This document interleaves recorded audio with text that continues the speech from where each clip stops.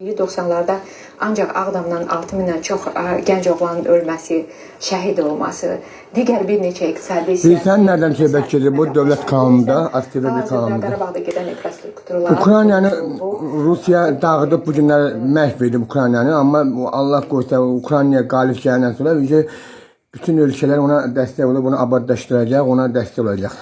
Həm daxili, həm mənəvi dəstək. Amma Qarabağ 30 il erməni məhv etdi, necə deyirlər, özünləşdirdi.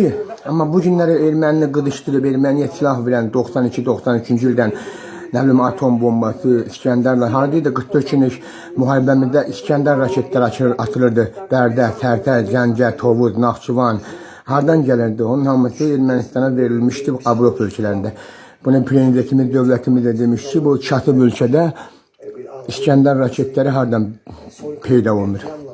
İndi erməninin dəstək oldular Erməniyə 93-cü ildə. Erməni dağıtdı, amma İran o mülkü də daşıdı. Qarabağın mülkünü, evlərini, işlərini daşıdı. İndi gəlsinlər bir dənə rayonu dəstək olsunlar dövləti, Azərbaycan dövlətinə. Bir rayonu tiksinlər.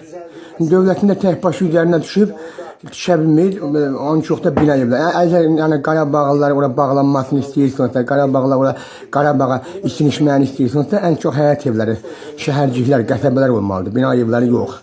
Çünki Qarabağlılar tələşəm adamlardır, əkib becərən insanlardır. Onlar bina izdən yerə duramırlar. Elə mənim özüm kimi. Sağ olun.